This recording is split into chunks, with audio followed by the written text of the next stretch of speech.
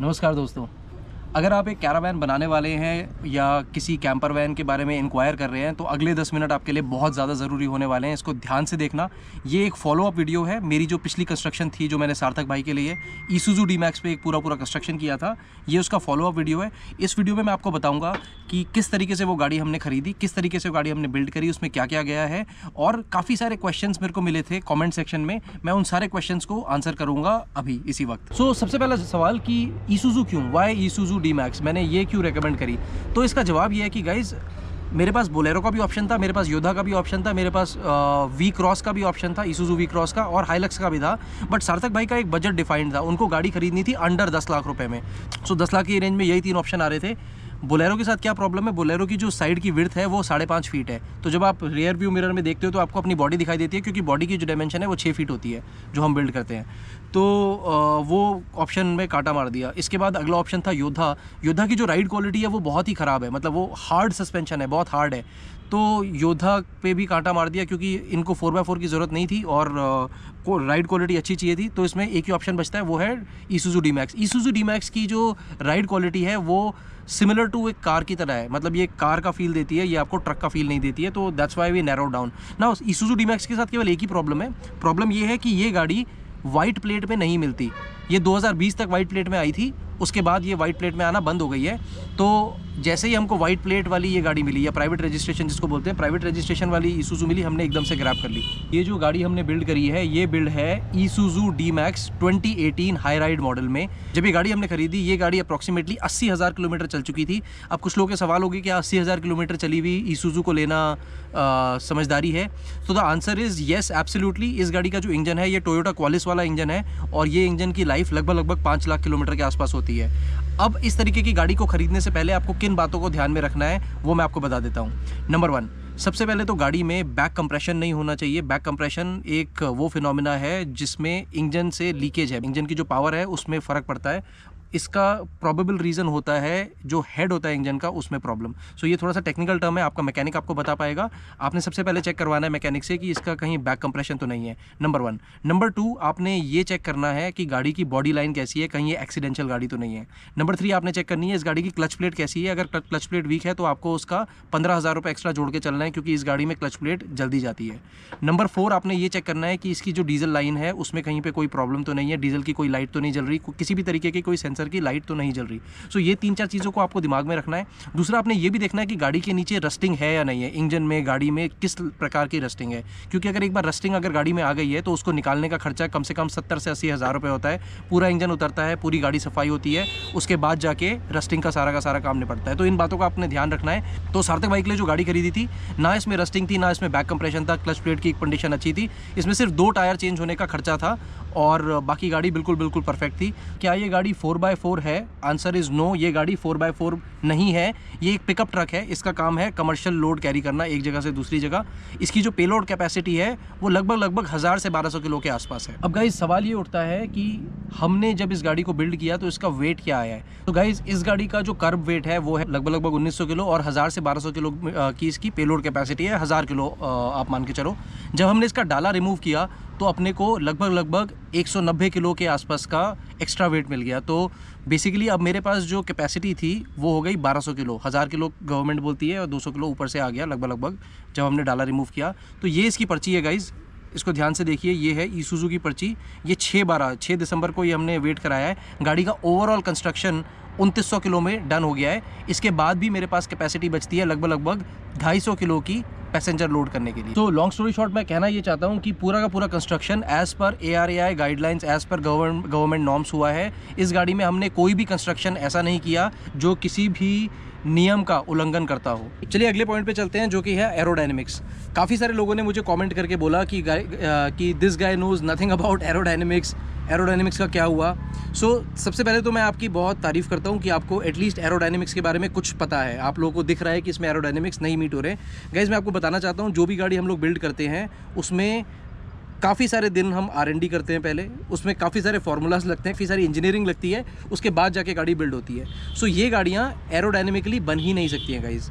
Even if मान के चलिए ये गाड़ी है, इवन इफ़ अगर हम कोलैप्सिबल रूफ भी बना दें तो भी एरोडायनेमिकली ये हवा का ड्रैग अवॉइड नहीं कर सकती है। सो आपको मैं ये बताना चाहता हूँ गाइस कि एरोडायनेमिक्स के रूल्स के हिसाब से एरोडायनेमिक लव्स कर्व्स, जहाँ जहाँ कर्व्स होंगे वहाँ पे आपके हवा अच्छे से कटेगी।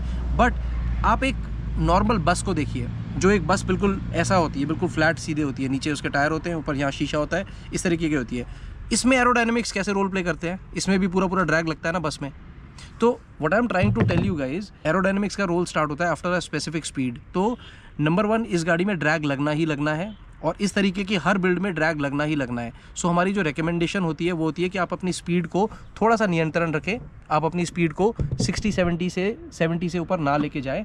और एयर ड्रैग जो आपकी गाड़ी में लगता है गाइज, उससे गाड़ी पलटती नहीं है, आपकी गाड़ी पलटती नहीं है, आपकी फ्यूल इकोनॉमी में अंतर आता है, आपका रेजिस्टेंस बढ़ जाता है, विंड रेजिस्टेंस, जिसकी वजह से आपकी स्पीड कम होती है, आपकी एफिशिएंसी कम होती है। बट ये गाड़ी जो D-Max है, इसका एवरेज 15 किलोमीटर पर लीटर का है with all the weight and everything. अभी करंटली ये गाड़ी दे रही है 13.5 से 14 kilometre per litre, which is very decent in this segment. इतना एवरेज कोई गाड़ी देती ही नहीं है। So I want to assure you guys कि जब आप मेरे पास गाड़ी लेके आएँ तो आपको चिंता नहीं करनी इंजीनियरिंग की, वो सारा का सारा दिमाग हम लोग लगाएंगे। आपको सिर्फ अपनी रिक्वायरमेंट्स लेके आनी है, डिज़ाइनिंग हम करेंगे, और उसके बाद आपको एक बहुत अच्छा लेआउट बना के देंगे जो आपके मतलब का होगा, जो आपको सूट करेगा। एरोडायनेमिक्स की चिंता मत करो प्लीज़। अगला सवाल था फ्रंट स्ट्रक्चर के लिए, जिसको कैंटिलीवर बोलते हैं। सो ये गाड़ी है, ये गाड़ी के आगे एक ऐसा स्ट्रक्चर है जिसमें 2 लोगों के सोने की जगह है।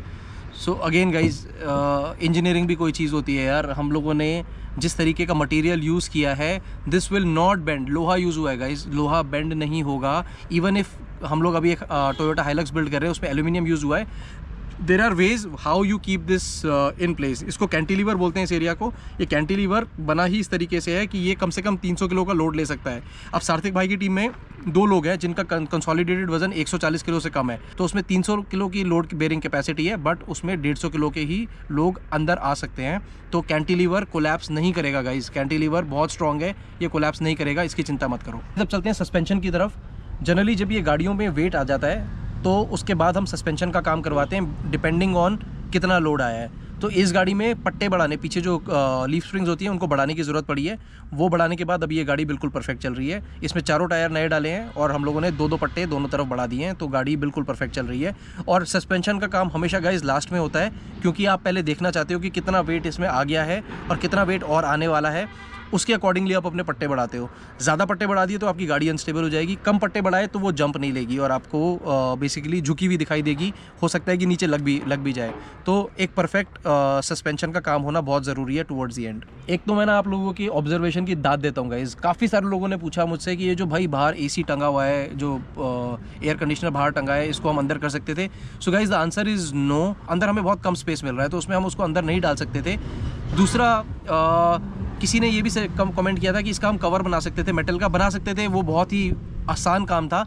अनफॉर्चुनेटली 1-1 ग्राम मैटर करता है, 1-1 ग्राम मैटर करता है। तो उस वज़न को कम ध्यान में रखते हुए हम लोगों ने इसके टेट्रॉन के कवर्स बनाए हैं, जो बहुत लाइट वेट हैं, चाहे वो गीज़र के हैं चाहे वो AC के हैं। ना एक क्वेश्चन आया था कि कहीं ये चोरी तो नहीं हो जाएगा। भाई चोरी नहीं होगा, जिस तरीके से ये माउंटेड है, हमको भी खोलने में इसको कम से कम 10-15 मिनट लगेंगे। अगर हम लोग भी इसको अब नेक्स्ट टाइम खोलने जाएंगे तो 10 से 15 मिनट हम लोगों को लगेंगे, क्योंकि इतना अच्छे तरीके से बोल्टेड है, इतने अच्छे तरीके से माउंटेड है कि ये निकल ही नहीं सकते वहाँ से ईजिली। दूसरा क्या है, हाइट भी है, एक काफ़ी सारी हाइट है, आपको ऊपर चढ़ के उसको खोलना पड़ेगा। सो गाइस, अगर किसी को ये AC का जो आउटडोर यूनिट है वो चोरी करनी है या गीज़र चोरी करना है, तो उसको बहुत एफर्ट मारने पड़ेंगे, ईजिली ये चोरी नहीं हो सकता। अननेसेसरी वजन बढ़ा के, मतलब अगर मैं एक ढक्कन बनाता पीछे मेटल का और उसको पीछे लगाता या फाइबर का, तो एक तो कॉस्ट भी बहुत बढ़ती, दूसरा वेट भी बढ़ता।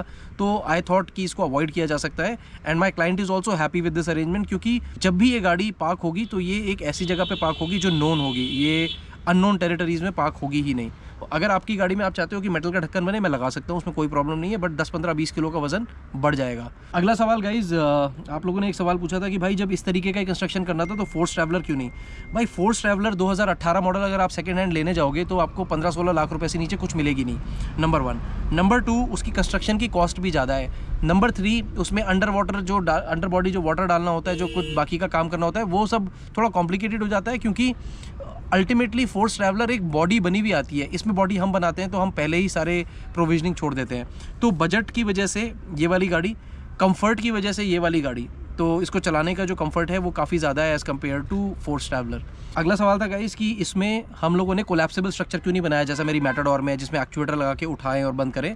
गाइस ये गाड़ी कुछ इस तरीके से बनी है कि इसमें हमेशा कोई ना कोई काम कर ही रहा होगा। So it's a very high performance team. अगर आप सार्थक भाई के चैनल को देखो, उनके 3 चैनल हैं टोटल, एक पे मिलियन के आसपास आ गए हैं, दूसरे पे आने वाले हैं मिलियन के आसपास, तीसरा वाला जो उनका चैनल है वो नया है, वो भी मेरे ख्याल से 100 के जल्दी हो जाएगा। तो इनकी काफ़ी हाई परफॉर्मेंस टीम है, कोई ना कोई हमेशा काम कर ही रहा होता है। तो गाड़ी को चलाया नहीं जा सकता, आपका रूफ़ को उठा के गाड़ी चलाई नहीं जा सकती, रूफ़ नीचे करके ही चलाई जा सकती है। हैंस हमें एक ऐसा सेटअप चाहिए था कि जिसमें एक बंदे को अगर बैठ के काम करना भी हो या सार्थक भाई को किसी का इंटरव्यू लेना भी हो तो वो हो सके, उसके लिए अपने को जो रूफ़ है रूफ़ पे डिपेंडेंट ना रहना पड़े। दूसरा क्या है, जो रूफ़ उठाना और बंद करना है, ये मेरे को पर्सनली ना क्लम्बरसम लगता है। मेरे पास एवालिया में भी यही सेटअप था, मेरे पास मैटाडोर में भी वही सेटअप है, बट समहाउ आई फील अगर मेरे पास इंडिपेंडेंस है खड़े होने की तो वो बहुत इजी हो जाता है मेरे लिए सब कुछ करना बाय डिफ़ॉल्ट, और मेरा टाइम वेस्ट नहीं होता। बट अगर आप चाहते हो कि आपके लिए एक कोलैप्सिबल स्ट्रक्चर बनेगी जिसमें आप बटन दबाओ रूफ ऊपर उठ जाए, तो वो हो सकता है। That is absolutely possible. अगर वो आपकी रिक्वायरमेंट है तो आप मुझे वो रिक्वायरमेंट शेयर कर सकते हैं। चलो गाइज, अब एक बार सार्थक भाई को कॉल करते हैं। मैं इसको बड़ी स्क्रीन पे लेके जाता हूँ। हाँ ध्रुव भाई, क्या हाल है? आप कैमरे में हो? हाँ ओके, ऑलराइट। तो So- टोपी रखूं, टोपी उतार दूं? हाँ, कुछ भी कर लो, कैसे भी कर लो, बढ़िया है। चलो हटा देता हूँ, ऐसे ही अच्छा लगा। सो कैसा रहा अभी तक so far? How is the journey? It's going good. काफी मजा आ रहा है ट्रैवल करने में, काफी नए नए लोगों से मिलने का मौका मिल रहा है। और कहाँ कहाँ पहुँच गए, कहाँ कहाँ घूम लिए? हम लोगों ने उत्तराखंड ट्रैवल कर लिया है। शुरुआत तो यूपी से की थी, ओके फिर उत्तराखंड, हिमाचल, ओके एंड अभी हम लोग पंजाब लेक कवर कर रहे हैं। Okay okay, nice. तो अभी तक किसी ने पकड़ा कुछ इसके लिए? नहीं, अभी तो बस वही है कि जो जो आता है वो देख के ये बोलता है कि सर गाड़ी कैसी है अंदर से ही। अंदर देखने के लिए बोलते हैं। हाँ, आप जैसा बोल रहे थे ना कि now the struggle is to say no to people. हाँ। बस सर बाहर से ही देखो, अंदर मत आना, अंदर नहीं जाना। है ये। Right right right right right right. और कोई टेक्निकल इश्यूज, कुछ भी प्रॉब्लम जो आई हो, जेन्युइन बताना, ठीक है? कोई ऐसा वो नहीं, ऑल अनबायस्ड। नहीं भाई, कोई टेक्निकल इश्यूज नहीं है। ट्रैवल करते टाइम इनफैक्ट हम लोग पहले काफी दिन तो हम लोग केबिन में बैठे, और अब तो मोस्ट ऑफ द टाइम मैं पीछे बैठता हूँ, बाकी सब लोग आगे बैठ के टो करते हैं, मैं पीछे बैठे बैठे अपना लैपटॉप पे काम करता रहता हूँ। And no issues as such, अभी तक तो बहुत स्मूथ चल रहा है भगवान की दुआ से। एंड या it's going good. So overall safe to assume कि you are happy with everything? अरे डेफिनेटली चलो बढ़िया। अभी तक तो कोई इशू नहीं आ रहा अपन को। एंड जैसा कि आप लोगों ने पिछले कॉन्वर्सेशन में बात करी, इसमें भी आपको यही बताऊंगा, it's a very unbiased opinion that very happy. मतलब कि आप सोचते हो ना कि 4 महीने आपको ट्रैवल करना है, एक गाड़ी में करना है 4 लोगों के साथ, and not just the van, the team, the people we are meeting. So far it's been very good and a very good experience. Done. चलो ठीक है, I'll not take much of your time. Take care. Good night. Bye. So guys, ये थे हमारे सार्थक भाई। I am very happy, very happy to know कि सार्थक भाई is very satisfied and happy with the build. और ये बहुत ज़रूरी है कॉल, क्योंकि कहीं भी अगर इनको कोई इशू आता है तो ये मेरी रिस्पॉन्सिबिलिटी है टू मेक श्योर कि ये इश्यूज़ फिक्स हो जाए इमीडिएटली। कुछ लोगों ने लिखा था कि इससे अच्छी गाड़ी तो मैं बना लेता, तो गाइज आप प्लीज़ बनाओ। मैं तो देखो प्रमोट करता हूँ DIY कल्चर। मैं खुद एक DIYer था, ये फैक्ट्री सेटअप करने से पहले मैं खुद एक DIYer था। तो मैं तो चाहता हूँ कि आप लोग DIY करो और खुद अपनी गाड़ियाँ बनाओ। आप देख रहे हो कि मैंने वॉल्स को बिल्कुल प्लेन छोड़ा है। सी, सार्थक भाई बहुत क्रिएटिव किस्म के इंसान है। हमारा डिस्कशन यही हुआ था कि इन वॉल्स को वो अपने हिसाब से सजाएंगे, तो मेरे को उनको एक ब्लैंक कैनवस देना था। ब्लैंक कैनवस में बेसिकली वो अपनी पिक्चर खुद ही पेंट करेंगे। होता क्या है कि ये चीज़ बहुत पर्सनल है गाइस।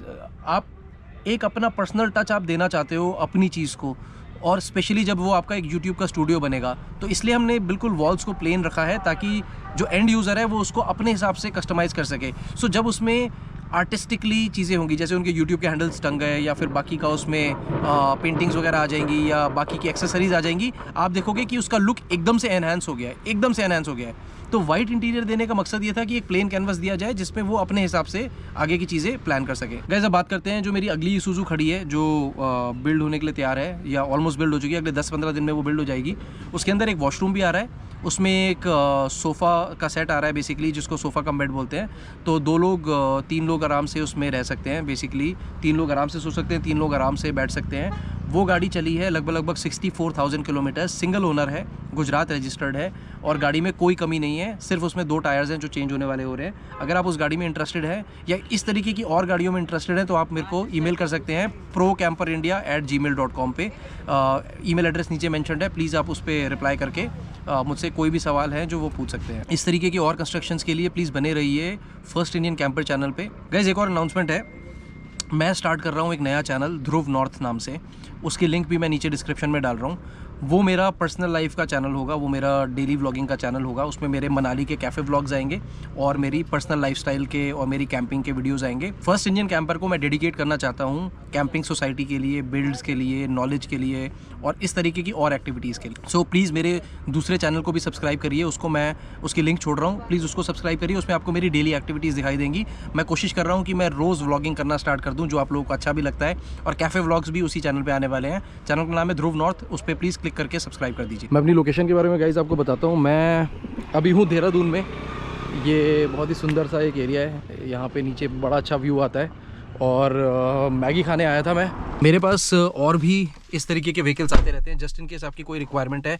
और अगर आपको कुछ मुझसे बिल्ड नहीं करवाना, वैसे ही आप लोगों के कोई क्वेश्चन है तो वो भी आप पूछ सकते हो, प्लीज़ शर्माना मत।